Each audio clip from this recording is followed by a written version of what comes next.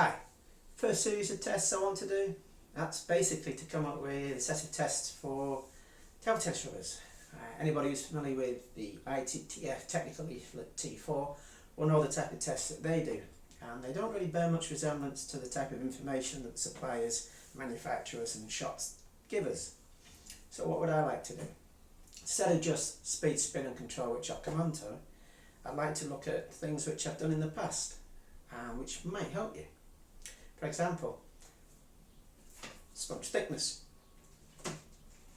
rubber thickness, 4mm. How much of that is rubber, how much of that is sponge? Sponge hardness could make a difference. That's going to be another series of videos. Weight, the actual rubber itself, dimensions, how many pimples there are per inch. Speed, measuring the speed.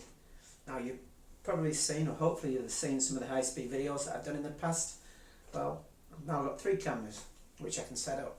In an ideal world, I do something like Doppler radar for spin and speed, and I've contacted Trackman who do the golf equipment stuff, and they've told me no, the algorithms they use for golf balls is different to a table tennis ball, so even if I was to get something like that, it wouldn't mean anything. Again, Hawkeye. Love to be able to use Hawkeye. Ball coming this way, make contact, ball coming that way, spin speed rates. It's a UK based company. Take a look around. I can't afford that type of thing. If you're watching Hawkeye, come on board, come on. Then we can get some really accurate measures very quickly. And there are other things. Gloss, that's a gloss meter, that's one of the things that the ITTF tests for. And again, I'd love to do something along the lines of friction. You can do kinetic friction, other types of friction. Oh, basically just get up and slide down. Or maybe get something like a Dremel, spin it round, let it touch the rubber, see at what speed or how much pressure is put on the ball before that ball stops rotating. That's another way, because let's face it, that's what a ball does.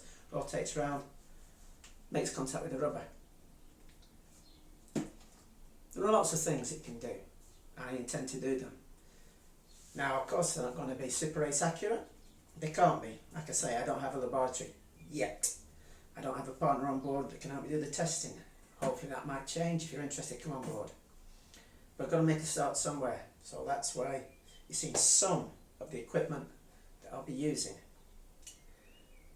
So, if you're interested, if you want to see table tennis rubbers reviewed like this, and in here, by the way, is a sheet of clear perspex, which I will be making a bat out of.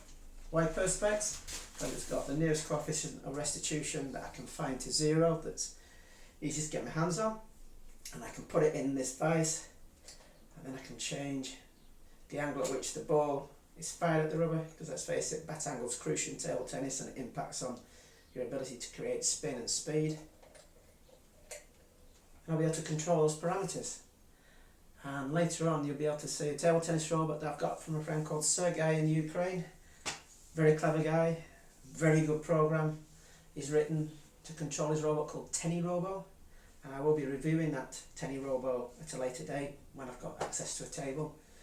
But as it stands, after having lots of conversations over 3 or 4 years now with Sergey, I've come to the conclusion that's going to be my table tennis testing robot.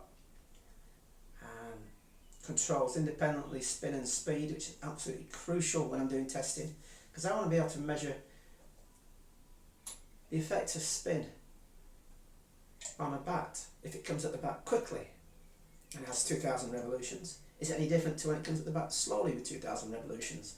Lots of robots aren't able to do that, plus the mounting that I can actually do. I can put that robot on a tripod and get it to fire straight down. So hopefully with the acrylic bat and with TennyRobo independent controlling spin and speed and varying the angle, and eventually maybe using something like a pneumatic arm to simulate a player's arm, be able to then look at incoming spin and the rubber's ability to create its own spin. And at the speed, what do you want? Do you want straight line speed? Time it takes to get from point A to point B? Or do you want distance travelled and time? Which takes more account of what some people call the the throw angle or the arc, because technically speaking, one rubber might take 2 seconds to get from there to there, the other might take 3, but that distance a lot further, so it's actually travelling quicker. What's more useful? You let me know. It's really important. These tests I can do as best I can. Not perfect, and when I set them up, I will try and be consistent where the cameras are, where the placement of the rubbers are, everything. Balls, I'll be doing ball testing to try and get some consistency in the balls and pick the best ones. All I can do to actually try and make sure that it's just the rubber we're looking at. And then I can test across brands. You can truly see which rubber creates the most spin or reacts most to spin, where's the fastest rubber, across Butterfly, across TSP, across Donic, across Exiom, across Yasaka, DHS, all of them. No more this 140 or a rating of 95 or whatever they want to call it. Something consistent across brands like miles per hour in cars. Please, come on board. I can't do this without you. I need you to give me your input. I need you to tell me what you want to know. And if you've got any ideas about how I can test it and they're realistic, I'll try my best to apply them. Check out my work on press and table tennis.